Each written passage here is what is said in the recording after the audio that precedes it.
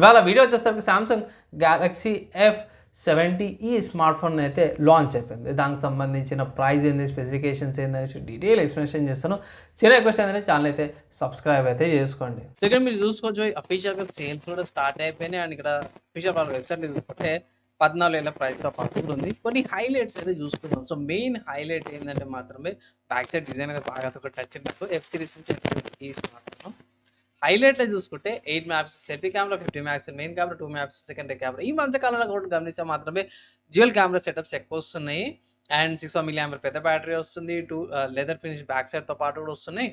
Media density 6300 processor, 120 Hz refresh రేట్తో పాటు కూడా వస్తుంది. సో ఇవి నార్మల్గా మెయిన్ హైలైట్స్ అనుకోవచ్చు. మిగతా కెమెరా పరంగా, మిగతా డిస్ప్లే పరంగా కొన్ని హైలైట్స్ అయితే పెడతారు. థిక్నెస్ కూడా ఉంది. 8.2 థిక్నెస్తో పాటు వస్తుంది. సో పెద్ద డిస్ప్లే కూడా థిక్నెస్ కూడా ఉంటుంది.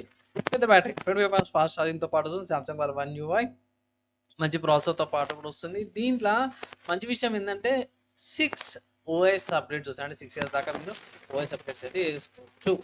సార్ ప్రైస్ ఎంతరా అంటే అఫీషియల్ సామ్సంగ్ వాళ్ళ వెబ్సైట్లో చూసుకుంటేనేమో ఇక్కడ 128 GB and 4 GB RAM variant మీకు 14,000 ఉంది. ఓకేనా. ఇది అఫీషియల్ వీళ్ళ వెబ్సైట్లో కలర్ ఆప్షన్స్ ఇవి అయితే ఏం కనిపించలేవు నాకు. ఇక్కడ కలర్ ఆప్షన్ ఉంది. స్పాట్ లైట్ బ్లూ కలర్ ఒకటి ఇది. అండ్ నెక్స్ట్ వచ్చేసరికి lime light green colour 2 colour ఆప్షన్స్తో పాటు కూడా వస్తుంది.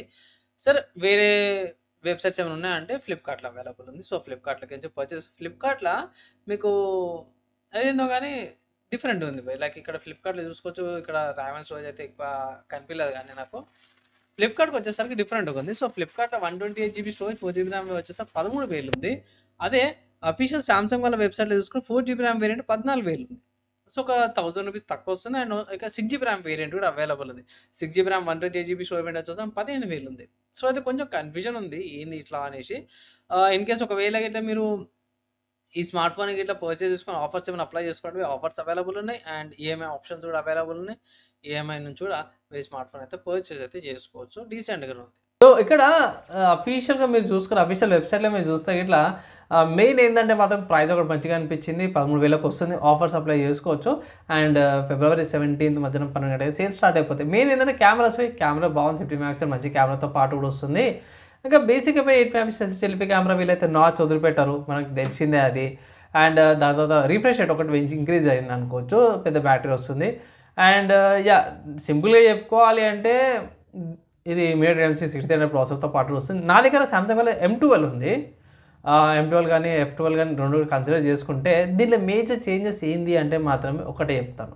ఏంటంటే ఓఎస్ అప్గ్రేడ్ పెద్ద చేంజ్. అండ్ ప్రాసెసర్ ఒకటి చేంజ్ చేసి 20 క్నాక్స్ వస్తుంది. ఫోకస్ కాల్ చేసేటప్పుడు మంచి డిస్టర్బెన్స్ లేకుండా ఉంటుంది. ఇవి మేజర్ చేంజెస్ నాకైతే బాగా అనిపిస్తాయి. ఒకవేళ తీసుకోవాలంటే మాత్రమే తీసుకోవచ్చు. మంచి ప్రైస్కి అయితే వస్తుంది.